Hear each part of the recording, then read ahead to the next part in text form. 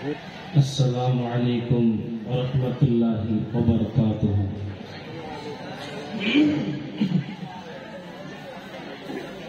इन्नल हम्दुलिल्लाह नहमदुहु व नस्तईनुहु व नस्तगफिरुहु व नऊज़ु बिल्लाहि मिन शुरूरि अनफुसिना व मिन सय्यिआति अअमालिना। मन यहदिहिल्लाहु फला मुदिल्ल लहु व मन युद्लिलहु फला हादिय लहु।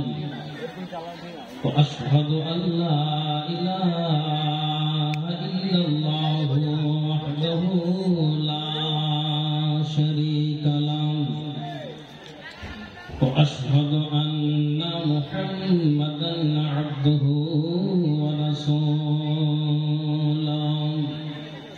अम्मा बअद फ़इन्न ख़ैरल हदीस किताबुल्लाहि व खैरल हदी हदी मुहम्मदिन सल्लल्लाहु अलैहि वसल्लम व खैरल उमूरि अवासिमुहा व शर्रल उमूरि मुहदसातुहा व कुल्लु मुहदसतिन बिदअह व कुल्लु बिदअतिन दलालह व कुल्लु दलालतिन फिन्नार।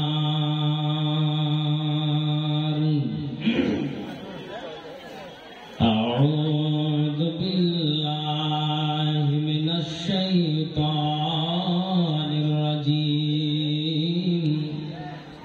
बिस्मिल्लाहिर रहमानिर रहीम।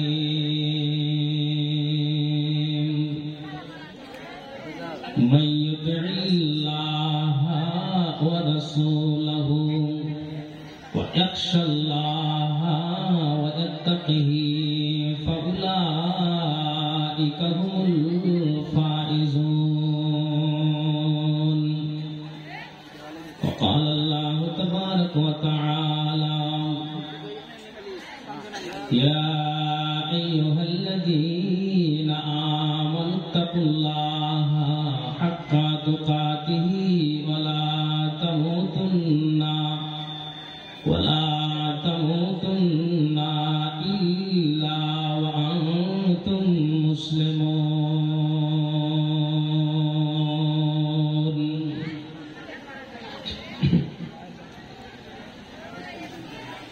আমার নবীর ওফাত হলো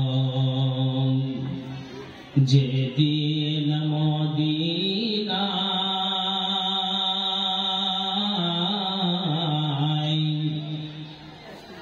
ত্রিভুবনে ওঠে মাতাম একে একে দেখবি আয় হায় রে।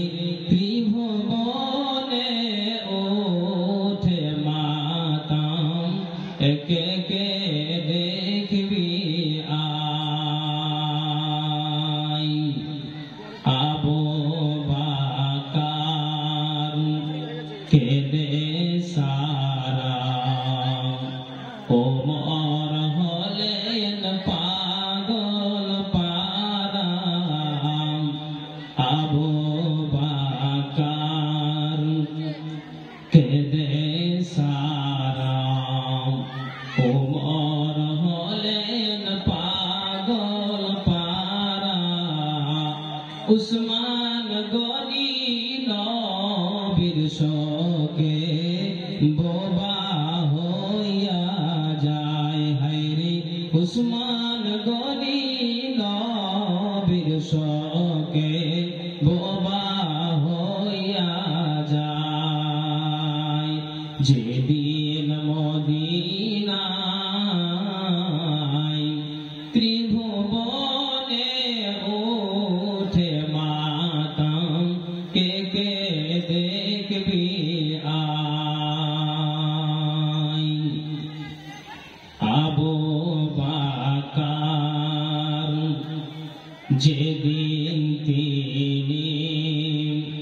মারা গেলেন। আয়েশার ওই ঘরে চুমন দিলেন আবু বকর নবীজির ওই গালে। হায়রে চুমন দিলেন আবু বকর নবীজির ওই গালে। কাদিয়া বলেন আবু বকর নেই নবী ধরাই, ত্রিভুবনে ওঠে মাতম কে কে দেখবি আয়। হায়রে ত্রিভুবনে ওঠে মাতম কে কে দেখবি আয়। উপস্থিত কোরআন ও হাদিসের কর্ণধার ও মঞ্চে তেদারাই উপবিষ্ট আমার ওস্তাদুল মুকাররম যোগ্যতম সভাপতি মহাশয় এবং দূর দূরান্ত থেকে আগত তথাপি এলাকার সুপ্রিয় শ্রোতা মণ্ডলী, সর্বাগ্রে মহান স্রষ্টা কৃতজ্ঞতা জ্ঞাপন করি যিনি আমাকে, আপনাকে, তিনাকে, উনাকে একটি ইসলামী সভায় একত্রিত হওয়ার তৌফিক দিয়েছেন। তাই ওনার একটি মাত্র বাক্যের দ্বারা দিয়ে আমরা অভিনন্দন জানিয়ে থাকি। একটু আওয়াজ দিয়ে বলুন আলহামদুলিল্লাহ। ভাইরা আমার, একটু রাত্রিও ঠিক হয়ে গেছে, ডেলিগেট ডিনারকে খাওয়ার ইচ্ছা আছে, আপনারা এখনই ব্যবস্থা দেন, কিন্তু ওনারাও শুনবেন, যিনারা কমিটি আছেন খাওয়া পিয়া করাইছেন, ওদেরও উদ্দেশ্য ব্যবসা শোনা। কাজে আপনারা সেই জায়গায় কুপন সংগ্রহ করে সাইফুদ্দিন এখানে করে সাইফুদ্দিন মেকারের বাড়িতে কুপন সংগ্রহ করে 80 টাকা করে ডিটিকেট আপনারা দিয়ে আর আপনারা তাড়াতাড়ি খেয়ে আর ঠিক স্টেজে চলে আসতে পারেন। তারপরে পরে যিনি ইসলামের পথ প্রদর্শক, ইসলাম হিতাকাঙ্ক্ষী, আকাঙ্ক্ষিত, দিনের ভিখারি, লাস্ট প্রফেট নবী মুহাম্মদ রাসূলুল্লাহ একটু পড়ুন সাল্লাল্লাহু আলাইহি ওয়াসাল্লাম। সদা কবি দুরুদ ও সালাম বর্ষিত হোক আল্লাহুম্মা সাল্লি আলাইহি আল্লাহুম্মা বারিক আলাইহি। সুপ্রিয় শিক্ষিত সুধী মণ্ডলী, আমি আপনাদের সম্মুখে আল্লাহর প্রতি হইতে ক্ষুদ্রতম 2টি আয়াত এই মাত্রই তেলাওয়াত করলাম। আশা করি এই আয়াতকে সামনে রেখেই আমি আমার বক্তব্য ইতি করব ইনশাআল্লাহ। তবে বক্তব্য শুরু করার পূর্বে আলহামদুলিল্লাহ, যেভাবে পুরুষ বাবা ভাইরা বসে আছেন তাদের বলার আর কিছু নেই, কিন্তু বিশেষ করে আমি মা বোনদেরকে 2টা ওসিয়ত করব। ইয়া পিছনে যারা আছেন দাঁড়িয়ে বসে যান, আর আপনারা যদি উঠে না আসেন তাহলে ওনাদেরকে আসার একটা সুযোগ করে দিন, সাইডে দিয়ে রাস্তা দিয়ে দিন, এটা সব মহিলারা বসে শুনতে পারে। 2, 3 নম্বর কথা হলো যে তোমার উচ্চ পাড়া বন্ধ, এটা অনুরোধ। কেন যে তোমরা যা বলছো সম্পূর্ণ এসে মাইকে লাগছে, ওদের মুখের কথা বন্ধ করো, তারপরে কিছু কথা শোনো। চলেন এবার আগে বাড়ি।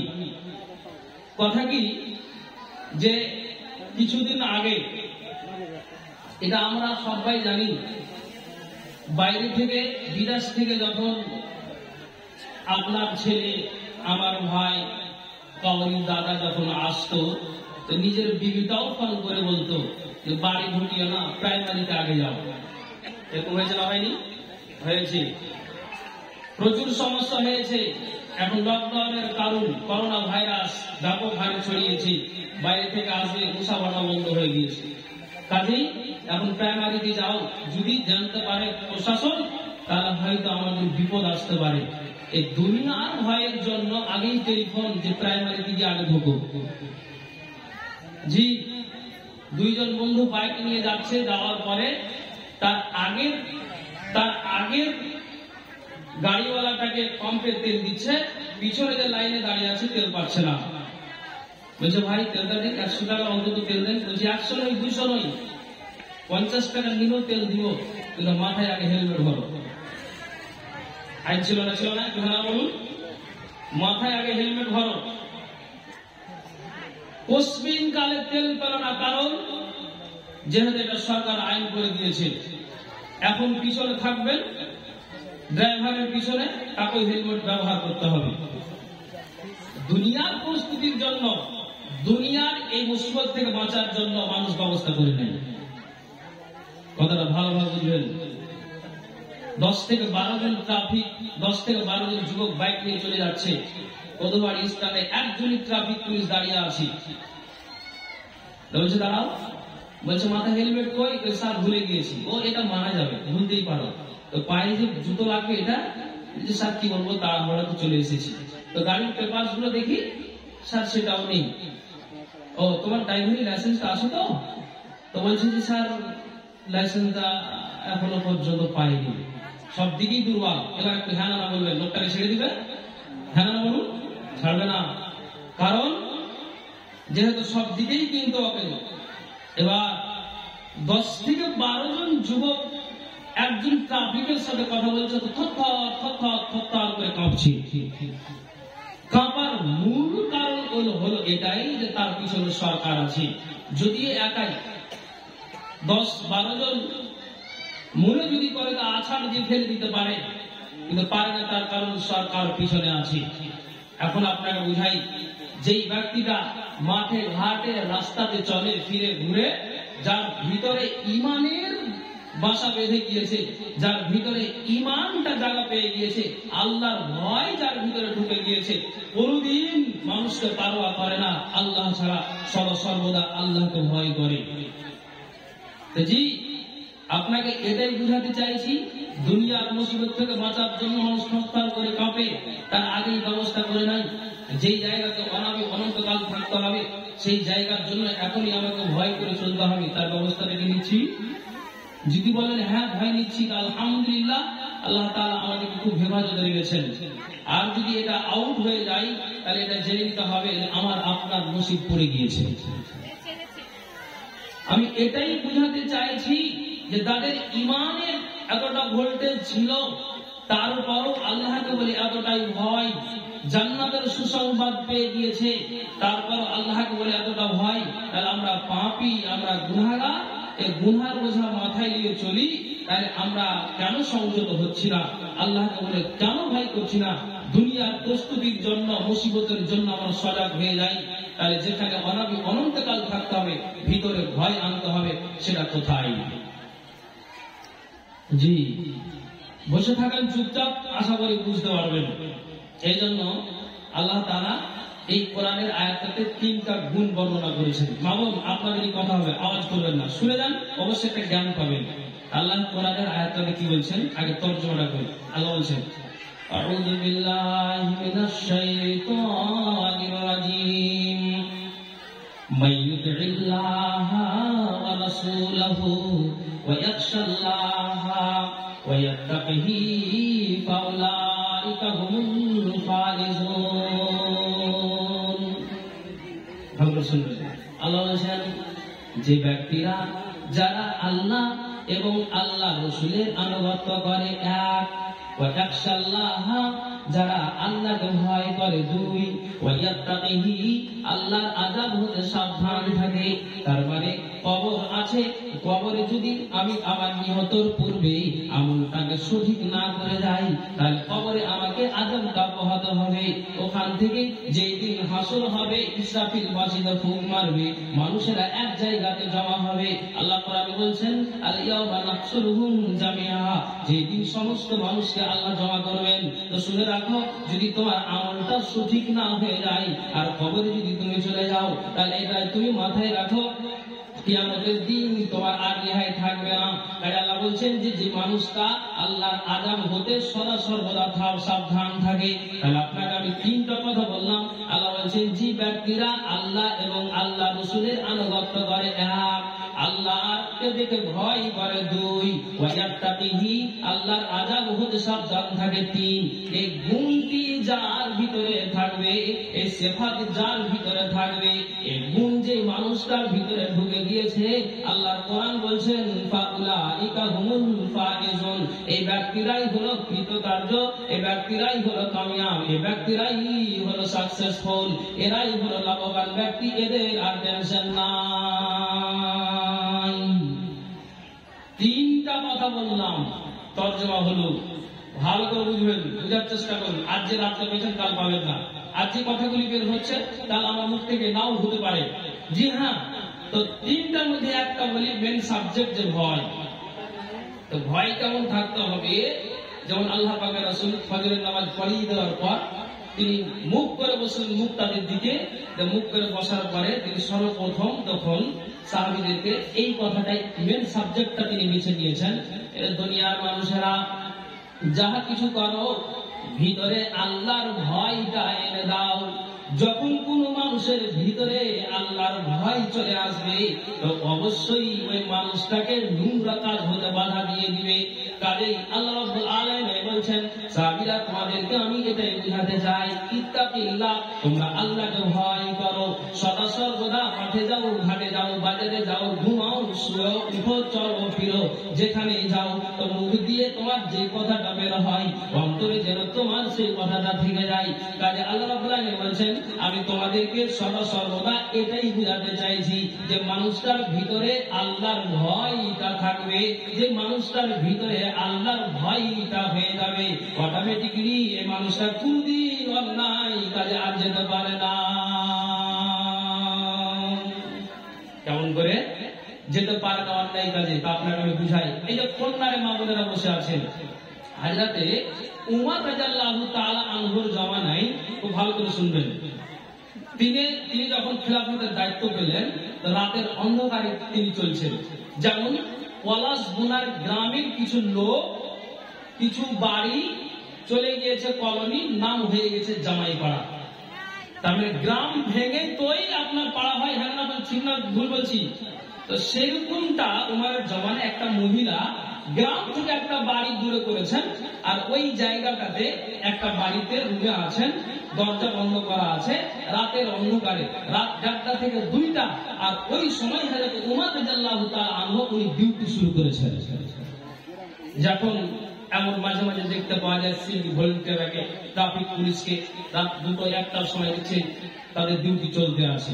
হয়তো উমর রাদিয়াল্লাহু তাআলা বলছেন যে কি কষ্ট আছে, কি আরামে আছে, তো আমি একটু খালি জেগেতেই একটু ডিউটিটা করে নিই। যেতে যেতে যেতে যেতে যেই মহিলাটার বাড়ির পাশে, যে মহিলাটা একাই বাড়িতে আছে, খুব খেয়াল করে শুনবেন, ভয় কাকে বলে আপনাকে আমি বললাম যে একটা মানুষের ভিতরে যদি আল্লাহর ভয় ঢুকে যায় তাহলে কোনদিন এই মানুষটা অন্যায় কাজ করতে পারে না। একটা নারীর ভিতরে যদি আল্লাহর ভয়টা ঢুকে যায় তাহলে কোনদিন ওই নারীটা অন্যায় কাজ করতে পারে না। যেমন আপনাকে বুঝাই যে ওই মহিলাটা রাতে আপনার যেন দরজা বন্ধ আছে, আর এই হযরত উমর রাদিয়াল্লাহু তাআলা আনহু যখন ওই মহিলার গুনগুনানি আওয়াজটা শুনতে পেল, কি আওয়াজটা শুনতে পেল, হযরত উমর যেন দাঁড়িয়ে গেলেন। দাঁড়িয়ে যাওয়ার পর এই উমর যেন এই মহিলার আওয়াজটা এটাই শুনতে পেল। কি শুনতে পেল? মহিলাটা আরবিতে বলে, তা আমি আপনাকে বাংলাতে বোঝাই, আমরা বাঙালি মানুষ চট করে কথাটা বুঝে যাবেন। ওই মহিলা বলছেন, আল্লাহর এখন বাড়িতে আমার স্বামী নাই। ইসলামের ইতিহাস যা প্রমাণ করে, সেই মহিলাটা বলে, আল্লাহ আমার বাড়িতে স্বামী নাই, স্বামী আমার 3 মাস হয়ে গেল, কোথায় গিয়েছে? না তো আমার জিহাদের ময়দানে গিয়েছে। আমিরুল মুমিনিন হযরতে উমর ফারুকের এটা আদেশ, উমরের কথা মতো কি করেছেন, আমার স্বামীটা যুদ্ধের ময়দানে গিয়েছে। নবীর হাদিসকে বাঁচাতে হবে, আল্লাহর কোরআনকে বাঁচাতে হবে, আল্লাহর দ্বীনকে বাঁচাতে হবে। কাজেই হযরতে উমর লিস্ট করে দিয়েছেন, লিস্টে আমার স্বামীটারও নামটা উল্লেখ হয়েছে। আমার স্বামীটা 3 থেকে 3.5 মাস হয়ে গেল জিহাদের ময়দানে আছে। তো আমার এখন যৌবনের যে জ্বালাটা শুরু হয়েছে, একটা আমি অপর পুরুষকে এক জায়গা থেকে ডেকে নিয়ে গিয়ে আমার যৌবনের জ্বালাটা মিটিয়ে দিতে চাই। কে বলছেন? উমরের জমানায় এই মহিলাটা বারবার উচ্চারণ করে। যখন এই নোংরা কথাটা হযরত উমরের কানে ভেসে আসলো। উমর থমকে দাঁড়িয়ে গেলেন। একটা নারী এই জায়গাতে বসে বসে বসে বসে আপনার বাড়ির ভিতরে যেন কষ্টের কথা শোনায়, তখন বলছেন আল্লাহ আমি আমার মুখ দিয়ে উচ্চারণ করি যে একটা আমি অপর পুরুষকে ডেকে নিয়েছে আমার জৈতুনের জ্বালাটা আমি মিটিয়ে দিতে চাই, কিন্তু 2 মিনিট পরে আমার ইমানটা আমাকে ধাক্কা মেরেছে, 2 মিনিট পরে আমাকে আল্লাহর ভয়টা ধাক্কা মেরেছে। এটা নারী কান করে শোনো, তোমার স্বামীটা 4 মাস হয়ে গেল বিদেশে আছে, বেঙ্গালোরে আছে, সুইডিতে আছে, আর কোন জায়গাতে আছে, মালয়েশিয়াতে আছে, দিল্লিতে আছে, তাহলে তোমার স্বামীর অনুপস্থিতিতে তুমি অন্যায় কাজ করিও না, ভিতরে আল্লাহর ভয়টা নিয়ে এসো।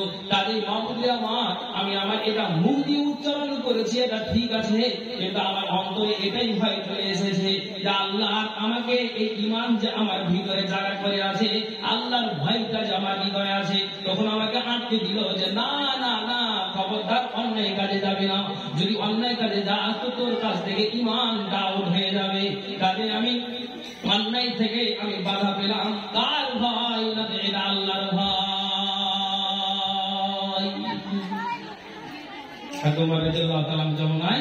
এই নারীটা এই কথা বলেছিলেন।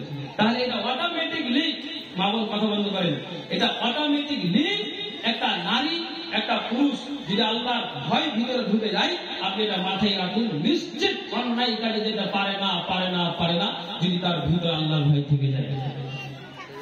জি, আল্লাহর ভয় ভিতরে থাকতে গেলে অন্যায় কাজ হবে না। আরো আপনাকে বুঝাই যে মা বোনেরা বসে আছেন, হায়াতে মা খাদিজা রাদিয়াল্লাহু তাআলা আনহা, খেয়াল করে শুনবেন, একদিন হঠাৎ করে চোখ দিয়ে পানি ঝরাচ্ছেন, কাঁদছেন অঝর নাই। ফাতেমা পাশেই আছেন, ফাতেমা এবার দেখছেন যে মা কাঁদছে, তো মা কাঁদছে, বেটি পাশে আছে, এদিকে আর মানে বরদাস্ত করা যায়। তখন ফাতেমা কি করলেন, একটা চাদর বা কোনো গামছা রুমাল দিয়ে মায়ের চোখগুলোকে এভাবে মুছে দিচ্ছে। মা কেন তুমি কাঁদো, কেন তুমি কাঁদো, কাঁদার কারণটা কি? তো কিন্তু মা এত জোরে কান্না করছে যে সামাল দেওয়া যাচ্ছে না। তখন আল্লাহ পাকের রাসূলকে বললেন, আব্বাজান মা কেন কাঁদছে বুঝতে পারি না, তবে একটুখানি চলো গিয়ে একটু কান্নার দিকে সাড়া দাও। নবী আসলেন, খুব খেয়াল করে শুনবেন।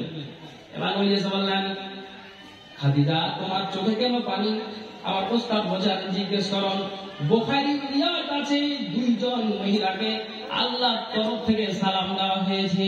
একটা নাম হলো মা আয়েশা আর একটা নাম হলো মা খাদিজা। এই 2 জন মহিলাকে আল্লাহ সালাম দিয়েছেন, তো তার ভিতরে খাদিজাকেও আল্লাহ সালাম দিয়েছেন। এই যে খাদিজাকে সালাম দিয়েছে কোনদিন জাহান্নামে যেতে পারে না, অথচ নবীজিকে বাড়িওয়ালি। খাদিজার চোখ দিয়ে পানি, কেন তুমি কাঁদো? বলো খাদিজা তোমার চোখ দিয়ে কেন পানি? স্বামী এবং বিবির একটা প্যার ভালোবাসা।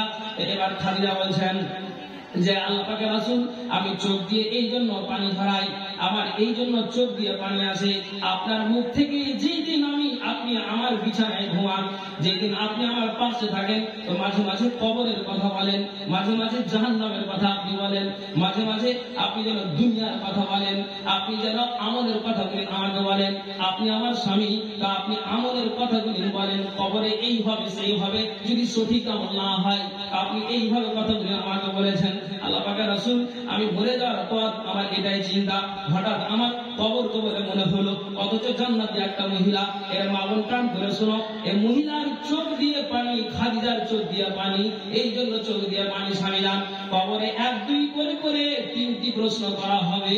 আর আপনার বাড়িওয়ালি খাদিজা যদি কবরে 3টি প্রশ্নের জবাব না দিতে পারে, তাহলে যতদিন কিয়ামত সংঘটিত না হবে ততদিন পর্যন্ত কবরে আযাব চলতেই থাকবে, চলতেই থাকবে, চলতেই থাকবে।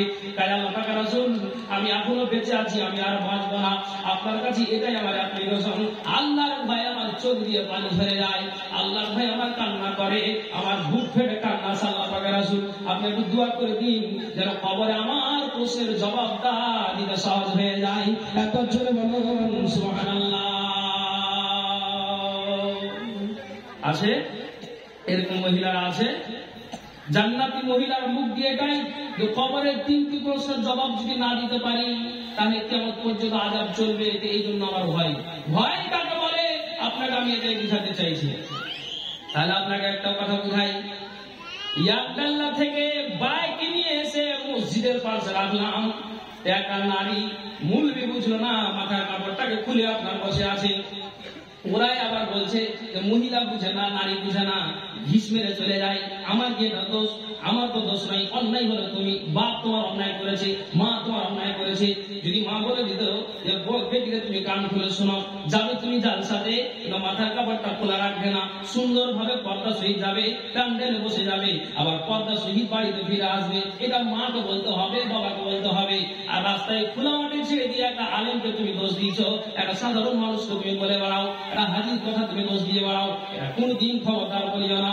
মা তুই বড্ড ভুল করেছো, বাবা তুই বড্ড ভুল করেছো।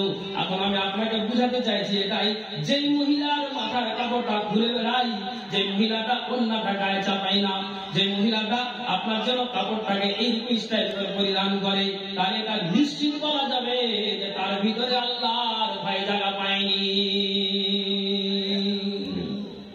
কেন কেন মানে হলো এই ভয়গুলির ভিতরে থাকে। দেখেন কত এই আপনার বিষয়টার ভিতরে কত গভীর কথা আছে। একজন মহিলা বলছে যে তুমি কাঁদছো কেন? দুনিয়ার কথা। বলছে কাঁদছি এই জন্য যে আমি একটা ভালো স্বামী পেতে চাইছি, আল্লাহ আমার নসিবে মিলবে কি মিলবে না তার জন্য আমি কাঁদছি। সুবহানাল্লাহ, এই কথা বলছে। বলছে হ্যাঁ। বলছে কেন? সাধারণ দুটো মানে আমার বোনের বিয়ে হয়েছে এরকম সাধারণ মানুষের সাথে, তাহলে এরকম জ্বালা জলটা এটা ওটা যেটা সেটা। একটা আলেমের কাছে থাকতে গেলে আলেম একটা ভয়ের কথা বলবে, আমলের কথা বলবে, অটোমেটিকলি একটা শরীয়তের জ্ঞান চলে আসবে, ইসলামের জ্ঞান চলে আসবে। তখন ও কবিতার ছলে বলছে, বাবার গান খুলে শুনে, তখন কি বলছেন? বলছে আমি চাইব আমার স্বামী হোক হাফেজ মাওলানা। শুনেছেন না শুনেননি? এটা শুনেননি? আমি চাইব আমার স্বামী হোক হাফেজ মাওলানা। কি বলছেন?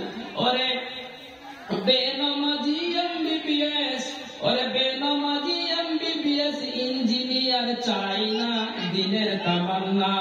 ওই আমি চাইব আমার স্বামী হোক হাফেজ মাওলানা। কেন? যার দিলেতে আছে গাথা আয়াতে কোরআন, সর্বদা যার নজর খিয়াল মসজিদের আজান।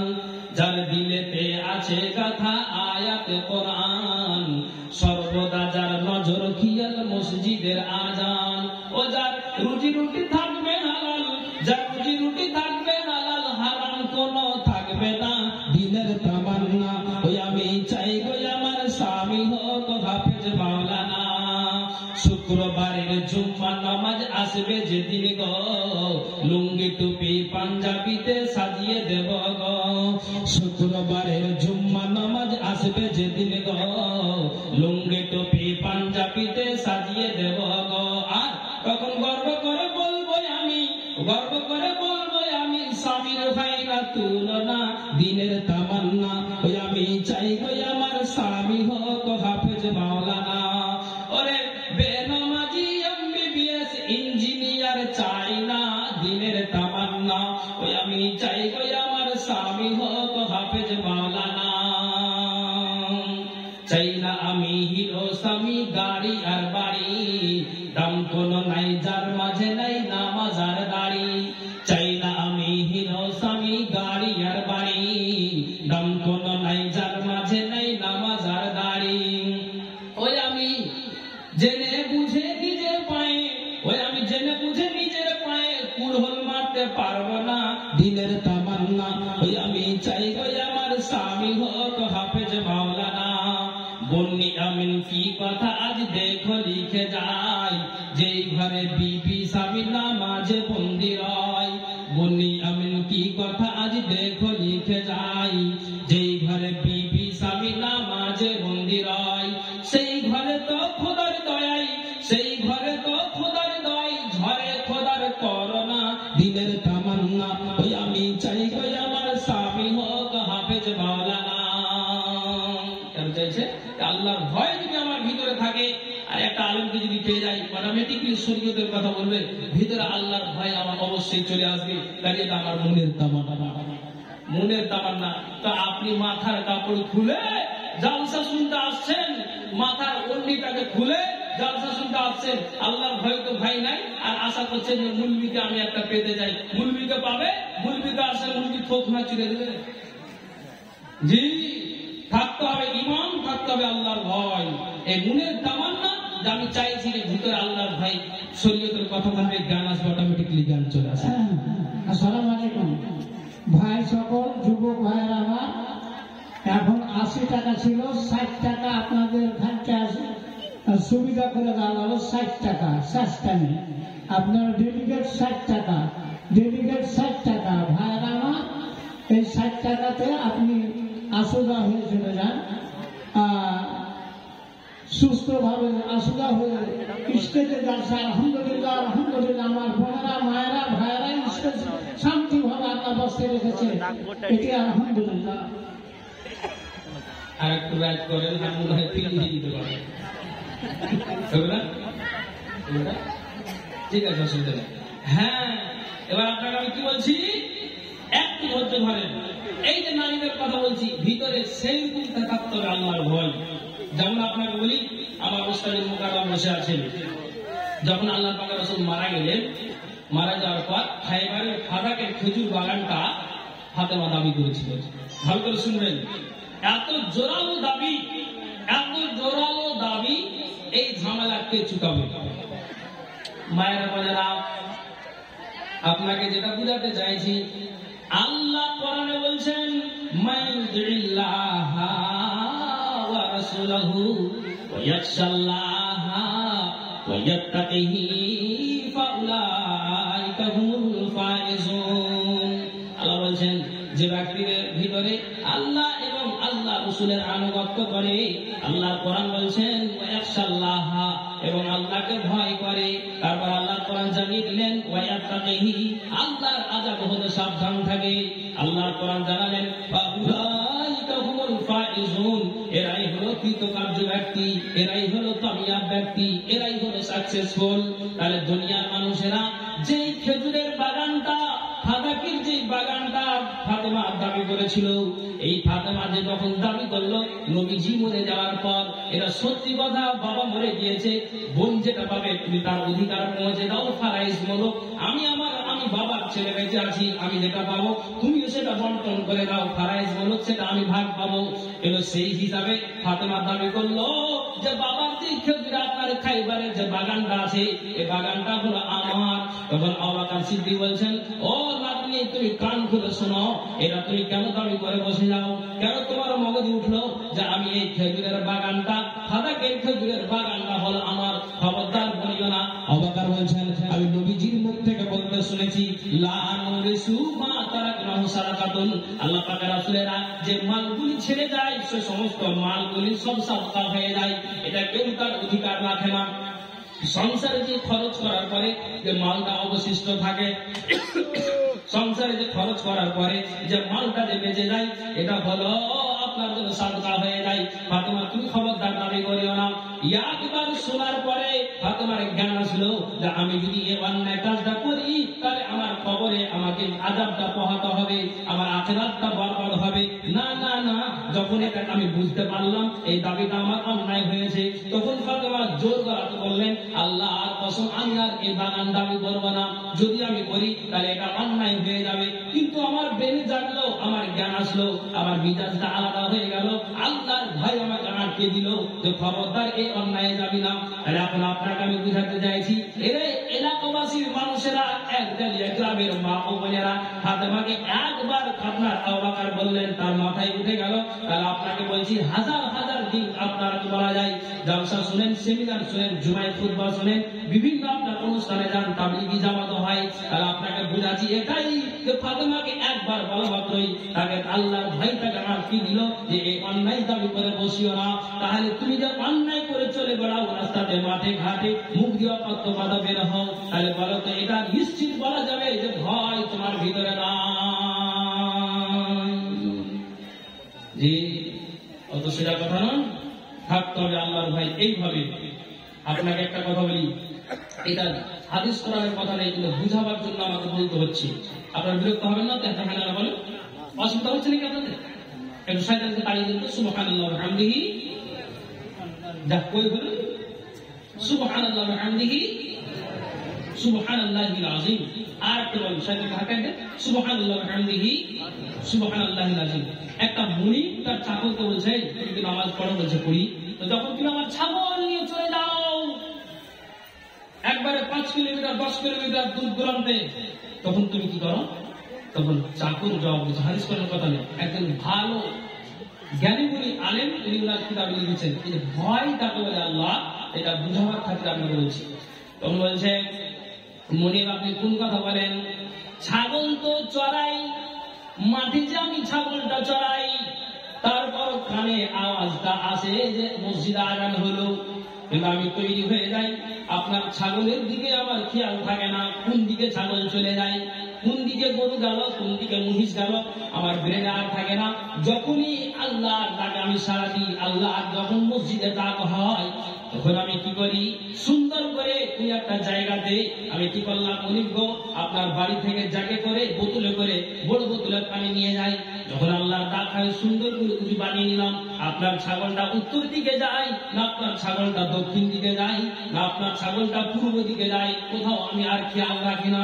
কি করি? আমি আজান দিই, যখন আজান হয় তখন নামাজ আদায় করিনি। এটা তো চাতন আছি জনাব, আজান শুনতে পাই নামাজ আদায় করি। কিন্তু যেই দিন আমি যখন বাড়ি ফিরে যাই, আমি আমার বিবিটাকে নিয়ে যে পাশে ঘুমিয়ে আছি, এইদিকে মসজিদ আজান দিল আসসালাতু খায়রুম মিনান নাওম, তার তর্জমা কি হলো? উঠে যাও, ঘুমের চাইতে নামাজ উত্তম। তখন আমার মরণ তো স্মরণ হয়, আমার ব্রেনে এটা জেগে যায়, আল্লাহর ভয় আমার ভিতরে আছে, চট করে আমি উঠে গেলাম। উঠে যাওয়ার পর তখন আমি কি করলাম? এই পুষ মাসের ঠান্ডাতে লাভটাকে ছেড়ে দিলাম, আমি আমার বিবিটাকে ছেড়ে দিলাম, আর ওখান থেকে ছেড়ে দিয়ে কনকনে হালকা রশিতে আমি উজুটা বানিয়ে জামাতের সহিত আমি নামাজ আদায় করলাম। মুনির আপনি কোন কথা বলেন? ঘুমন্ত অবস্থা থাকতে গেল, যখন মসজিদে আজান শুনতে পাই তখন আর আমি থাকি না। কেন? সদা সর্বদা আমি আমার ভিতরে আল্লাহর ভয়টা থাকে, আর থেকে ওই জন্য আমার মিজাজটা আলাদা হয়ে থাকে। কেন? কবি এই জন্য বলেছেন কি, মওত কো মত দূর সমঝো, কবি বলছেন মওত কো মত দূর সমঝো, মওত হ্যায় হর দম করিব, तुमको महलत न देगी लब हिलाने आए गरीब, मौत की परवाना जिस घड़ी में आबी तेरे सामने, इतना फुर्सत न मिलेगी कुछ महबूबा को देखने। अब बोली मौत को मत तुम समझो, मौत है हर दम करीब, तुमको महलत न देगी लब हिलाने आए गरीब, मौत की परवाना जिस घड़ी में आबी तेरे सामने, इतना फुर्सत न मिलेगी कुछ महबूबा को देखने। मुनिब गो আমার সদা সর্বদা মরণটাকে খেয়াল হয়। একজন উর্দু কবির এই কবিতাটা আমার স্মরণ হয়, মতকে দূরে ভাবিও না, সব সময় তোমার নিকটে আছে, সব সময় তোমার কাছে আছে। কাজে আমি মতটাকে কাছে থেকে আমি এটা মনে করি, আর আমি নামাজটা আদায় করি। কেননা যখন মালাকুল মউত চলে আসবে, কোথায় বাপ আছে রে, দাদা আছে রে, ভাই আছে রে, বোন আছে রে, একটুকু মহব্বতের বিবিটাকে সুযোগ থাকবে না দেখা। দাদি মুনিব গো আমি সদা সর্বদা আল্লাহকে ভয় করি, আর যখন আজান হয় তখন আপনার ছাগলের দিকে আর গুরুত্ব রাখি না। এতটাই তোর ভিতরে আল্লাহ ভয়, তো তোকে এখন পরীক্ষা করবো। এটা হাদিস করার কথা নেই, বুঝাবার জন্য বলছি। চল, তখন চাকরকে কি করলো? একটা সুন্দরী রমণী নারীকে আর ওই চাকরকে ঢুকিয়ে দিল একটা রুমে। রুমে ঢুকে দেওয়ার পরে ওই রমণীটা বারবার আহ্বান করছে, আয় সোনামণি আয়, আমার একবার দেহটাকে রক্ষণ কর, আয় সোনামণি আয়, একবার আমার দেহটাকে রক্ষণ কর। আমার চেহারাতে আল্লাহ তাআলা এমন নুরানি দিয়েছেন যে একবার তাকাও, যেমন লাইটগুলো বন্ধ করে দিতে গেলে মানুষের চেহারাটা বুঝতে পারা যাবে না, এই একবার তাকাও যে বিজলি বাতির মতো লাইটগুলো আমার মুখ যেন জ্বলছে। আয় সোনামণি আয়। কিন্তু আপনাকে বলি, আল্লাহ রাসূল সাল্লাল্লাহু আলাইহি ওয়াসাল্লাম হাদিসে বলে দিয়েছেন, ওয়া আন আবি হুরায়রা রাদিয়াল্লাহু তাআলা আনহু, আবু হুরায়রা থেকে বর্ণিত, নবীজি বলেছেন, সালাসাতুন লা তারা আইনুহুম আন-নারা ইয়াওমাল কিয়ামাতে, তিন শ্রেণীর চক্ষুকে জাহান্নামের আগুন স্পর্শ করবে না। তার মধ্যে হলো এটাই যে মিন খাসিয়াতিল্লাহ, আপনার যেন 40 বছরের মাথায় 50 বছরের মাথায় আল্লাহকে স্মরণ হয়েছে, আল্লাহর ভয় আপনার ভিতরে ঢুকেছে, 20 বছরে যা অন্যায় করেছেন এগুলো সব আপনার ব্রেনে জেগে গিয়েছে। আপনি ইসলামপুর মাদ্রাসা গিয়ে সত্যি মুহতারামের কাছে জানলেন যেটা বড্ড আমি অন্যায় করেছি, আল্লাহর ভয়টা আমার ভিতরে ঢুকেছে, কি করে মোচন হবে? আপনি গভীর নিশীতে আপনার পশু পাখি মানুষ সব ঘুমিয়ে আছে, একটাও বেচাদর নাই, নিজের বিবিটাকে ছেড়ে দিয়ে আপনি মসজিদে ছুটলেন, উজু বানিয়ে নিলেন, আর উজু বানার পরে 2 রেকাত 4 রেকাত করে আপনি নফল সালাত আদায় করেন। নবী বলছেন বলতে বলতে নামাজ পড়ার পর যখন আপনি হাত তুলে মুনাজাত করলেন একাই, আর আপনার মুনাজাত করা যাওয়ার পর আল্লাহ রাব্বুল আলামিন বলছেন ওই ব্যক্তিটার একদলা গ্রামের মানুষটার যদি চোখ দিয়ে এক ফোঁটা পানি পড়ে যায়, আল্লাহ রাসূল সাল্লাল্লাহু আলাইহি ওয়াসাল্লাম বলছেন যে এই চোখকে জাহান্নামের আগুন স্পর্শ করবে না। একবার জোরে বলুন সুবহানাল্লাহ। এটা হলো আল্লাহর ভয়। আল্লাহর ভয় একটা মোটা অসুবিধা হয়ে যায়। ভালো করে শুনবেন, এখানে পয়েন্ট আছে। তারপরে 2 বলছেন আল্লাহ পাক রাসূল বলছেন যেমন বর্তমানে ইসরায়েল এবং ফিলিস্তিনের যে লড়াই চলছে, ফিলিস্তিনের মহিলাদেরও ঘুমটা হারাম হয়ে গিয়েছে, কচি কচি বাচ্চারও ঘুম হারাম হয়ে গিয়েছে। আপনার জন্য সারা বিশ্ব জুড়ে কমেন্ট হয়, ফেসবুকে হোয়াটসঅ্যাপ আপনার দেখতে পাওয়া যায়, বাঁচাও মসজিদ আকসাকে বাঁচাও। এটা একটা কথা আপনি মাথায় রাখুন, যেদিন মসজিদ আকসাটা জয় হয়ে যাবে, যেদিন ফিলিস্তিনের মাটিতে মসজিদ আকসাটা আপনার জন্য জয় হবে, আপনার ইহুদিরা পরাজয় হবে। নবীজি 6টা যে আহ্বানের মালিক ওসিয়ত করে গিয়েছিলেন তার মধ্যে হলো এটা যে এই আপনার ফিলিস্তিনের মাটিতে যেদিন মসজিদ আকসাটা জয় হবে সেই দিন হলো একটা, এটা কিয়ামতের লক্ষণ। আমি আপনাকে ওই দিকে বুঝাতে যাচ্ছি না, আমার বুঝার কথাটা হলো এটাই যে আল্লাহর ভয়ে মসজিদকে বাঁচাবার জন্য, আপনার যেন দিনকে বাঁচাবার জন্য সেই দেশের মানুষেরা রাত দিন আপনার বুঝতে পারে না, কখন দিন হয় কখন রাত হয়, এইভাবে অস্ত্র ধরায়, এইভাবে চোখ দিয়ে পানি ধরায়।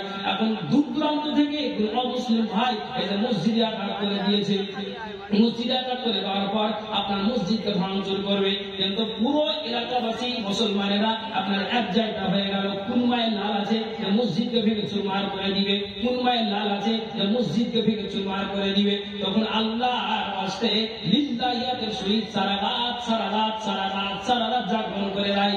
আল্লাহ রাব্বুল আলামিন বলছেন যে ব্যক্তিটা আল্লাহর ওয়াস্তে একটা রাত জাগরণ করে রাই, ওই চক্ষুকে জাহান্নামের আগুন স্পর্শ করবে না। একবার জোরে বলুন সুবহানাল্লাহ। এটা হলো এই পয়েন্ট যেটা বলছি। এবার 3 নম্বর হলো কি ওয়াইনুন কাযাতান মাহারিমিল্লাহ।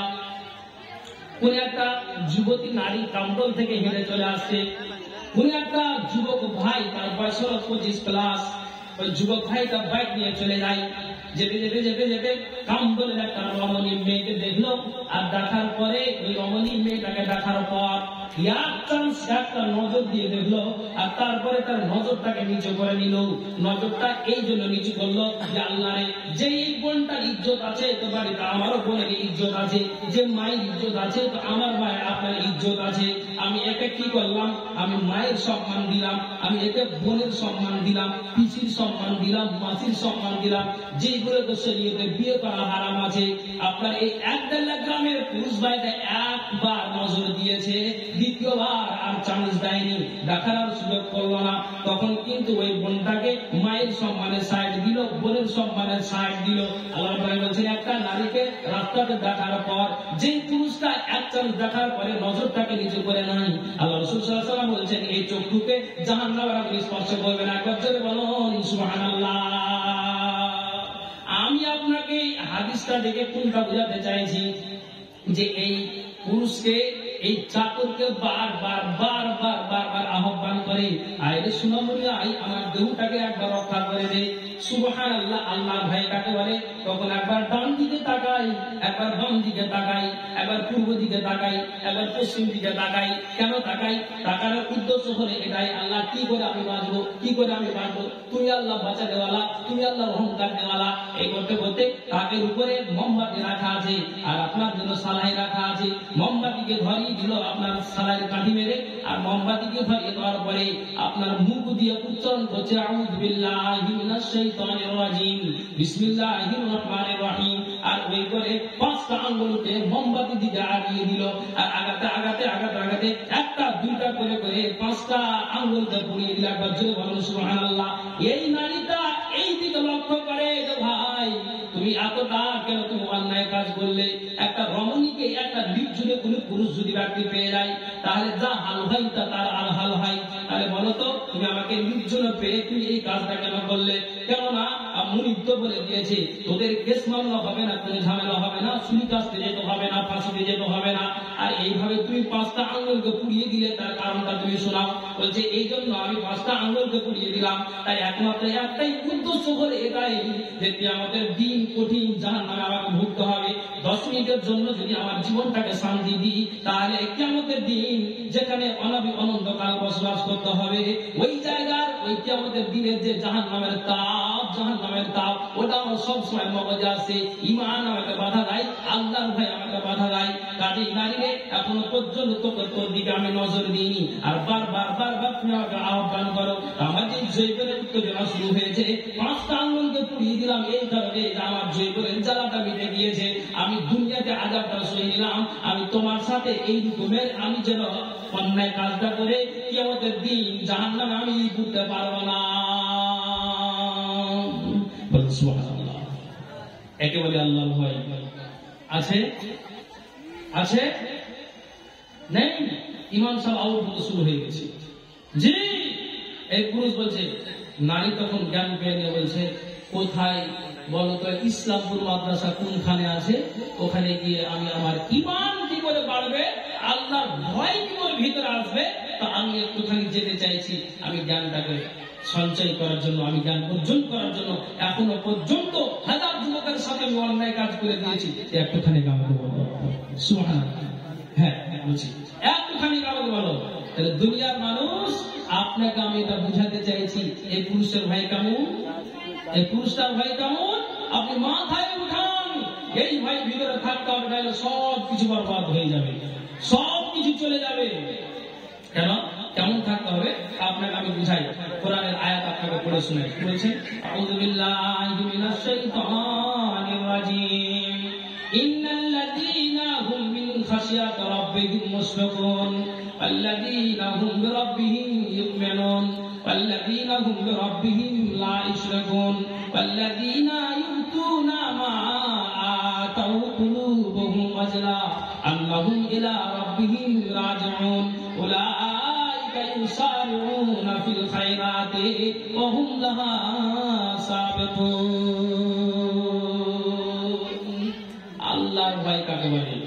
এক না একটা বুঝিয়ে দিই। বলছে এই রকমের গুণ থাকতে হবে। কি গুণ? ভালো করে মাথায় উঠাবেন। আল্লাহ বলছেন ইন্নাল্লাযীনা হুম মিন খাশিয়াতি রাব্বিহিম মুশফিকুন, নিশ্চয় যার ভিতরে আল্লাহর ভয়ে বিকম্পিত হয়ে থাকে। এক ওয়াল্লাযীনা হুম বিরাব্বিহিম ইউমিনুন, আল্লাহর 114টি কোরআনে সূরা আছে, 30টা পারা আছে। সম্পূর্ণটাকে যেটা নিষেধ বলে নিষেধ করা আছে সেটাকে মেনে নাই, যেটাকে আদেশ বলে বলা আছে সেটাকে মেনে নাই। আল্লাহ রাব্বুল আলামিন আল্লাহ কোরআন বলেছেন যারা আল্লাহর আয়াতের প্রতি ঈমান নিয়ে আসে, তারপরে আল্লাহ কোরআন বলেছেন আল্লাযীনা হুম বিরাব্বিহিম লা ইউশরিকুন, এবং আল্লাহর সাথে কাউকে শরীক করে না। এই গুণ যার ভিতরে থাকবে, আল্লাহর ভয়ে বিকম্পিত হয়ে থাকে, আল্লাহর প্রতি ঈমান নিয়ে আসে, আল্লাহর সাথে কাউকে শরীক করে না। এর মায়েরা বোনেরা কান খুলে শোনো। এবার আল্লাহ রাব্বুল আলামিন কোরআন বলছেন আর কি করে, ওয়াল্লাযীনা ইউতুনা মা আতাউ কুলুবুহুম ওয়াজলা, আর যারা যা দান করে 500 হোক, 1000 হোক, 2000 হোক, 5000 হোক, আপনার একবেলা যায় মসজিদের জন্য যা দান করে বিকম্পিত হৃদয়ে করে থাকে। এই জন্য এরা রব্বিহিম রাজিউন, তারপরে তাদের রবের দিকে প্রত্যাবর্তনশীল। যার ভিতরে এই গুণগুলো থাকবে, যার ভিতরে এই রকমের সিফাতগুলো থাকবে, আল্লাহ কোরআন বলছেন উলাইকা ইউসারিউনা ফিল খায়রাতি, এরাই কল্যাণের দিকে দ্রুত এগিয়ে যাচ্ছে। ওয়া হুম লাহা সাবিকুন, এবং তাতে তারা হলো অগ্রগামী। হ্যালো বলছেন নাকি? তারপরে বলেন মহিলাদের মধ্যে যাদেরকে নিয়োগ করা আছে আপনারা দানগুলো উঠান। মহিলাদের মধ্যে কাপড় দিয়ে চাদর দিয়ে দানগুলো উঠান। আচ্ছা আমি চলে যাচ্ছি তার সাথে। এটা এই আয়াতের তর্জমাটা হলো, একটু বলে দিয়ে আপনাকে বুঝাই। খুব খেয়াল করে শুনুন মা বোনেরা, মাথায় উঠাবেন। এই গুণ যার ভিতরে থাকবে আল্লাহ বলছে তাতে তারা অগ্রগামী। এবার আপনাকে আমি বুঝাচ্ছি, কোনটা বুঝাচ্ছি। এই আয়াত আয়াতের ব্যাখ্যা যখন আল্লাহ রাব্বুল আলামিনের কোরআন যখন বলছেন, তো আম্মা আয়েশা বলছেন আল্লাহ পাক রাসূল ভয় কাদের? যারা মানুষের বাড়িতে চুরি করতে গেল, আর চুরি করতে যাওয়ার পরে তার হৃদয় কম্পন হয় যে আল্লাহ যদি দেখে নাই তো আমার হাল আমার বেহাল হয়ে যাবে। আচ্ছা বলো তো, যারা ছিনতাই করে, রাহাজানি করে, মদ্যপান করে, এটাই তো তাদের ভয়। আল্লাহ পাক রাসূল বলেছেন লা ইয়া বিনতা সিদ্দিক, ওই সিদ্দিকের বেটি, এটা ভয় নয়। ভয় হলে এটাই আল্লাহর ভয় কাকে বলে? একদল্লার একটা মানুষ মসজিদে জোহরের সময় গিয়েছে, যাওয়ার পরে আপনার সুন্নাতকে আদায় করলো, তারপরে আপনার 4 রাকাত ফরজকে আদায় করলো, তারপরে আদায় করে নেওয়ার পর সালাম ফিরার পর তাসবিহ তাহলিল হলো, তারপরে আপনার জন্য পরে সুন্নাত আদায় করলো, মসজিদ থেকে বের হয় আল্লাহুম্মা ইন্নী আসআলুকা মিন ফাজলিক, তারপরে বেরিয়ে গেল। বেরিয়ে যাওয়ার পর ওই মানুষটা কি করে? আল্লাহ আমি যে জোহর করে আসলাম, জানি না আল্লাহ তুমি কবুল করেছো কি করনি। যদি আল্লাহ এই জোহরের নামাজটা কবুল না করো তো বরবাদ হয়ে গেলাম। আবার ওই ব্যক্তিটা আসলে যখন প্রবেশ করে, আবার ওই 4 রাকাত ফরজ নামাজটাকে আদায় করে নেওয়ার পর যখন মসজিদ থেকে দোয়া করে বেরিয়ে যায়, তখন আবার বলে আল্লাহ জানি না দোয়াটা তো আল্লাহ নামাজ কবুল করলে কি করলে না। আল্লাহ রে 11টি মাস পরে আপনার পবিত্র মাহে রমজান মাস আসছে, মাহে রমজান মাস আসে, আল্লাহ মাহে রমজান মাসে যে আমি সিয়াম পালন করি, আল্লাহ জানি না 30টা সিয়ামকে পালন করলাম, ঈদুল ফিতর আজকে আবার আদায় হলো, জানি না 30টা সিয়াম আল্লাহ তুমি কবুল করলে কি করলে না। একটা মানুষের ভিতরে যদি এই রকমটা আপনার হয়, তার মানে ইবাদত করে, দান করে, আর মনে মনে এটাও ভয় করে আল্লাহ জানি না তুমি কবুল করলে কি করলে না, জানি না রোজাটাকে কবুল করলে কি করলে না, জানি না আল্লাহ নামাজটাকে কবুল করলে কি করলে না।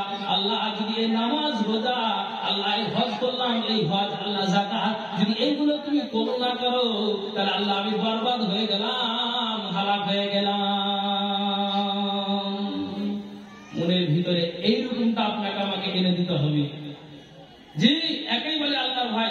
আল্লাহ রাসূল সাল্লাল্লাহু আলাইহি সাল্লাম আয়েশাকে বললেন যে না, চুরি করে, মদ্যপান করে, এটা ভয় নয়। ভয় হলে এটা আমল করে আর সে কম্পমান হতে থাকে, আল্লাহ কবুল হচ্ছে কি হচ্ছে না, আল্লাহ জানি না দান করলাম একবেলা জামি মসজিদে, আল্লাহ আমার এই দান কবুল হচ্ছে না। এই যে একটা হৃদয়ে তার ভয়, তার ভয়ে ভীতি হয়ে কম্পমান হয়ে থাকে, এইরকমটা যাদের ভিতরে আছে, আয়েশা আমি সেটাই বুঝাতে চাইছি, তারাই কল্যাণের দিকে দ্রুত এগিয়ে যাচ্ছে। অহমুল্লাহ সাবিকুন, তাদের তারা অগ্রগামী। জি ভাই, আপনারা বসতে পারেন না নাকি? আসলে একটু সামনে এসে বসে যান, জায়গা ফাঁকা আছে অনেকটা, চলে আসুন। হ্যাঁ, এবার আপনাকে বলছি, এই রকমের ভয় যদি আমার আপনার ভিতরে থেকে যায়, তাহলে আপনি মাথায় রাখবেন নিশ্চিত আমরা লাভবান হব, কোন রকমের টেনশন থাকবে না।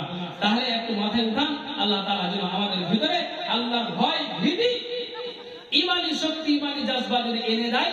আল্লাহর কাছে দোয়া করি, এখন সুস্থ শরীরে আমলকে, আমার জীবনটাকে বরবাদ না করে এখন আমি চালিয়ে যাই, ইমানকে ভরপুরের জন্য একটা প্রচেষ্টা চালিয়ে দেন। আল্লাহ তাআলা তৌফিক দেন সকলকে। আল্লাহুম্মা আমিন, আল্লাহুম্মা আমিন। জি ভাইজান, ভিতরে ভয় আনেন, আল্লাহকে ডাকেন, আল্লাহকে ডাকেন, আল্লাহকে ডাকেন। সময় আর কতদিন? আজ আছে কাল নেই, দুনিয়া ছেড়ে চলে যেতে হবে। ভাইজান, সেই ইতিহাসকে আমাকে ফলো করতে হবে। আবু বকরের ইতিহাস, হযরত উমর রাদিয়াল্লাহু তাআলা আনহুর ইতিহাস, মা খাদিজার কবরকে বলে ভাই তার ইতিহাস, উমরের জমানায় সেই নারীর ইতিহাস, এইগুলো থেকে আমাকে আপনাকে শিক্ষা নিতে হবে ভাই কাকে বলে। জি বন্ধুগণ, আপনাকে এখন আমি লাস্ট কথা এটা বোঝাতে চাইছি, উন্নতি কল্পে জালসা, উন্নতিকে এগিয়ে যেতে হবে, এত মাথায় এটাও রাখতে হবে। গাড়ি কথা বলছি, মাগরিব থেকে এখন পর্যন্ত বক্তা বক্তৃতায় দিয়ে যাচ্ছে, আপনারা শুনে যাচ্ছেন। এটা মনে রাখেন, যদি আমরা এই কথাগুলো শুনে আমল পরিণত না করি, এটা জেনে হবে ইমান আমার কাছে আল্লাহর ভয় আমার আপনার ভিতরে এখনো জায়গা পায়নি। অতএব মা বোন ও বাবা ভাই, আল্লাহর কাছে বানিয়ে জানায়, এখন আল্লাহ তাআলা আমাদেরকে ভালো রেখেছেন, সুস্থ রেখেছেন। আপনাকে একটা কথা বলি, কিষানগঞ্জের মাটিতে একজন পুরুষ মারা গিয়েছে, তো যার বাড়ির যেই মালিক মারা গিয়েছে, বিবি কাঁদবে, ছেলে কাঁদবে, মেয়ে কাঁদবে, এটাই তো। তারপর গোটা এলাকাবাসী কে মারা গিয়েছে? জলিল। আহারে জলিল চলে গেল। আপনাকে বাস্তব কথা বলছি। এবার আপনাকে বলি, সবাই জিজ্ঞেস করছে যাচ্ছে, বলো তো, বাপ মরেছে ছেলে কাঁদবে, বাপ মরেছে মেয়ে কাঁদবে, নিজের বিবিটা কাঁদবে, তোমরা কোনো কাঁদো? ভাইজান, কাঁদছি এই জন্য চোখ দিয়ে পানি, যে লোকটা 80 বছর বয়সে মারা গেল, এখনো পর্যন্ত লোকটার কাছ থেকে কোনোদিন আঘাত কথা পায়নি, এখনো পর্যন্ত ওই লোকটার কাছে চোখ লাগা কথা পায়নি, মানুষকে কোনোদিন আবর্জনা কথা বলতে পারেনি, মানুষকে কোনোদিন ফালতু কথা বলেনি, মানুষকে কোনোদিন নোংরা কথা বলেনি। তার পরিবারকে এমন গঠন করেছে, এমন আপনার তৈরি করেছে, 4টা তার ছেলে আছে, প্রত্যেক ছেলেটার রুমে একটা করে জ্যাক দেওয়া আছে, একটা করে বোতল দেওয়া আছে, আপনার জন্য আপনার মোটামাটি দেওয়া আছে। আর বলা আছে যে শোন এখন তাগিদ করে দিলাম, তালকিন দিলাম, যখন আজান হবে তোদেরকে যেন বলতে না হয়, নিজের জ্যাক নিয়ে তোরা টিউলে চলে যাবি, মার্শালে চলে যাবি, সুন্দর করে উজু বানিয়ে এসে এক জায়গাতে নামাজটা তোরা আদায় করবি, এটা হলো আমার আদেশ। পরিবারকে এমনটাই গঠন করে দিয়েছে। লোকটা আর চলে গেল, মানুষেরা সবাই হাই হাই করে, এই যে ভালো মানুষ দুনিয়া থেকে চলে গেল। কিসের ভয়ে? আল্লাহর ভয়ে। তৈরি করতে পেরেছি না পেরেছেন? পেরেছি না পেরেছেন? এই শরীয়ত বিধান ভিতরে আল্লাহর ভয় থেকে আপনি মাথায় রাখুন, সব কিছু যেন আমাদের ভয় থাকতে গেলে অন্যায় কাজ থেকে আমরা বিরত থাকবো। হ্যাঁ, কথা বলল যে বলছে আর কিছু বলবো, কিন্তু বুঝতে পারছেন তো মারাকুল মোদ এসে বসে আছে, 10-15 মিনিট বাকি আছে। হ্যাঁ, আগে আর বাড়তে পারছি না, ঘন্টা বাড়তে আমার বাবজি স্যার করছেন, প্রধান বক্তা এসে হাজির হয়ে গিয়েছে। এখন শেষ কথা বলি, ভিতরে আল্লাহর ভয় আনুন। এনে আমি মা বোনদেরকে 2-4টি কথা বলছি, বাবা ভাইদেরকে বলছি যে আল্লাহর ওয়াস্তে যদি পারেন 10 থেকে 15টা কলম 500-1000 টাকা করে যদি দিতে পারেন, তা আসলে একটা আপনার জন্য আমি দোয়া করবো। 5 থেকে 10টা মিনিট বলছি, যেহেতু আমার ভাই চলেছেন সিঁদুর মুর্শিদাবাদ থেকে, ভালো আলোচনা রাখেন। আমাদের এলাকাতে অনেক জায়গাতে এসেছেন, ইসলামপুর মাদ্রাসাতে উনি এসেছেন, আবার বিভিন্ন এলাকাতে আসেন ঘুরে, তাহলে আশা করি শুনে মুগ্ধ হবেন। আমি আরো কিছু বলবো মনে করছি, কিন্তু বুঝতে পারছেন সময় সংকীর্ণের কারণে যা আমি আর যেতে পারছি না, সময় আমাকে আটকাচ্ছি। কাজে বলছি যে যদি কিছু টাকা 500-1000 টাকা দিতে পারেন, আমি মা বন্ধুকে বলছি যে একটু চাদরটা পাঠালে ভালো হবে, চাদর পাঠান, আর 5 থেকে 10টা মিনিট। আর আমি আপনাদেরকে বলছি, আব্বা ভাইদেরকে, যে আপনাদের কাছে যদি চাদর যায় বা চাদর পাঠান, আর যদি 500 টাকা দিতে পারেন। জি, মহিলা যাদেরকে কোনো নিয়োগ করা আছে, একটু আলোচনা বলুন। আচ্ছা, পারবেন কি 5-10টা কলম 500 থেকে 1000 টাকা বলেন? কখনো আমার কাবির ভাইকে নিয়ে চলেছে, জি দেখতে পারেন, খারাপ লাগছে। বলেন 500 টাকা 1000 টাকা যদি পারেন একটা আলোচনা বলুন। কি আছেন বলেন? মসজিদের কি কাজ বাকি আছে? বাড়ি কি কাজ বাকি আছে? মসজিদের কি কাজ বাকি আছে? অনেক বাকি। 1 বস্তা সিমেন্ট বলেন তো আল্লাহর রাস্তায় কেউ যদি পারেন? আলহামদুলিল্লাহ, ঋণ আছে অনেকটাই, টাকারও দরকার আছে, অনেক কাজও বাকি আছে, সিমেন্ট বালি পাথরেরও দরকার আছে। আচ্ছা আচ্ছা, লিখেন 1 বস্তা। আপনার নাম কি? আচ্ছা, আপনি চিনতে পারছেন? ওই দেখেন। আচ্ছা, আরেকটা বলেন তো, কে আছেন আল্লাহর রাস্তায় বলেন? আচ্ছা, মামুদের তরফ থেকে কি 1 বস্তা 2 বস্তা সিমেন্ট দেওয়া যাবে? হ্যাঁ হ্যাঁ, আচ্ছা, আরুন সাহেব 500 টাকা দিয়েছি, 2টা কলম। তাড়াতাড়ি বলুন, তাড়াতাড়ি বলুন, সামনে ঘরে তাড়াতাড়ি। এটা কে ভাই দিল? এটা কি লিখেছে? আসসালামু আলাইকুম, গ্রাম বড় কামল, নাম ইমাদুর রহমান, তার মেয়ে 4 বছর থেকে অসুস্থ, তার জন্য 500 টাকা দান করেছে, তার জন্য দোয়া চেয়েছি। আচ্ছা, যাক, দোয়া করতেছি। তারপরে 2 বস্তা আর লিখেন পলাশগোলা থেকে ইকরামুল, 2 বস্তা। তাড়াতাড়ি বলুন। আচ্ছা, মামুন আপনাদের তরফ থেকে লক্ষ্মীর ভান্ডার পাইনি নাকি?